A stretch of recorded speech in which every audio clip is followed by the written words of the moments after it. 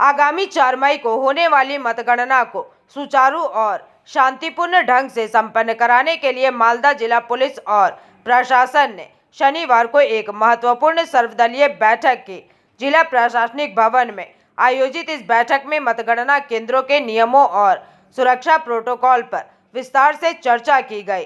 बैठक की अध्यक्षता जिला मजिस्ट्रेट राजनबीर सिंह कपूर और पुलिस अधीक्षक अनुपम सिंह ने की। इस दौरान तृणमूल कांग्रेस की ओर से कृष्णेंदु मल्लिक और भाजपा की ओर से नीलांजन दास सहित अन्य राजनीतिक दलों के प्रतिनिधि भी मौजूद रहे। प्रशासन ने पारदर्शिता सुनिश्चित करने के लिए जॉइंट स्क्रीन पर ड्रोन द्वारा ली गई तस्वीरों को प्रदर्शित किया। इसके माध्यम से प्रतिनिधियों को मतगणना केंद्रों के प्रवेश और निकास द्वार, सुरक्षा घेरे और संवेदनशील बिंदुओं के बारे में बारीकी से समझाया गया। जानकारी के मुताबिक मालदा जिले की 12 सीटों के लिए 2 केंद्र बनाए गए हैं। पहला मालदा कॉलेज और दूसरा पॉलिटेक्निक कॉलेज।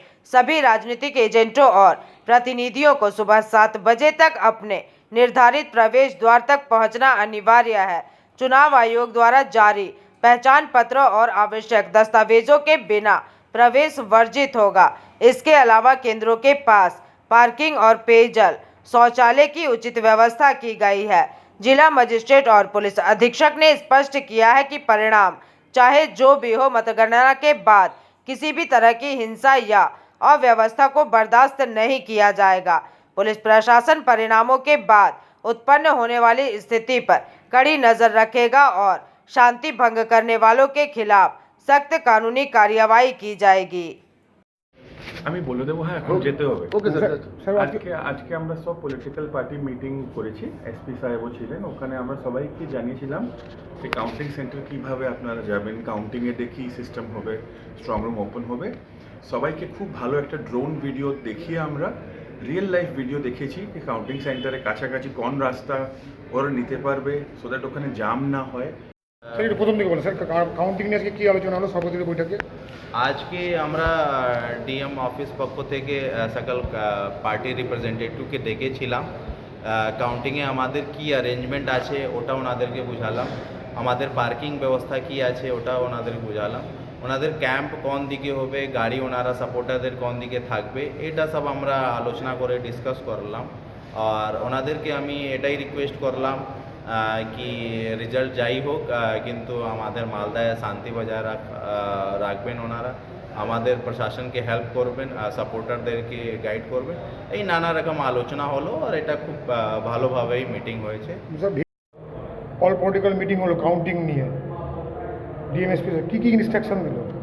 ইনস্ট্রাকশন বলতে আগের নিয়ম যেগুলো ছিল একই নিয়ম, 200 মিটারের মধ্যে প্রবেশ করতে পারবে না। আর যেটা বিধানসভা প্রার্থী ওয়াইজ গাড়ি পার্কিংয়ের কথা বলছিল, টেন্টের কথা বলছিল, আমরা একটু মডিফাই করলাম। যেটা বলছিল বিহানি পেট্রোল পাম্পের পাশে 2-3টে পার্টিকে দেবে, আবার মালদা কলেজ গেটের পিছন দিকে 2-3টে পার্টিকে দেবে। আমরা সেটা প্রস্তাব দিলাম যে বিধান পলিটিক্যাল মিটিং ছিল ডিএমএসপির সাথে, সোমবার কাউন্টিং, কী কী ইনস্ট্রাকশন দিল, গাইডলাইন দিল? ইনস্ট্রাকশন বলতে আগামী 4 তারিখ যে আমাদের কাউন্টিং আছে মালদা কলেজ এবং পলিটেকনিক কলেজে, সেখানে গাড়ি ঘোড়া কোথায় থাকবে, পলিটিক্যাল পার্টি তার ডেট কোথায় বসাবে এবং কিভাবে কি করতে হবে, কি কি জিনিস নিয়ে ভেতরে অ্যালাউ করা যাচ্ছে, এবং একবার কাউন্টিং এজেন্ট ভেতর ঢুকলে তিনি আর বাইরে বেরোতে পারবেন না, কিভাবে বেরোবেন, এই সমস্ত বিষয় নিয়ে আলোচনা হলো। আমরাও কিছু কিছু বিষয় নিয়ে আমাদের দাবি জানালাম, ওনারা সেইগুলো সিওতে জানাবেন, তারপরে আমাদের একটা সদুত্তর দেবেন। বলছি ড্রোনের নজরদারিতে কী দেখালো? ড্রোনের নজরদারিতে যে ক্যাম্প অফিসগুলো কোথায় হবে সেটা এসপি সাহেব একটা ড্রোনের ब्यूरो रिपोर्ट, PVTV न्यूज़।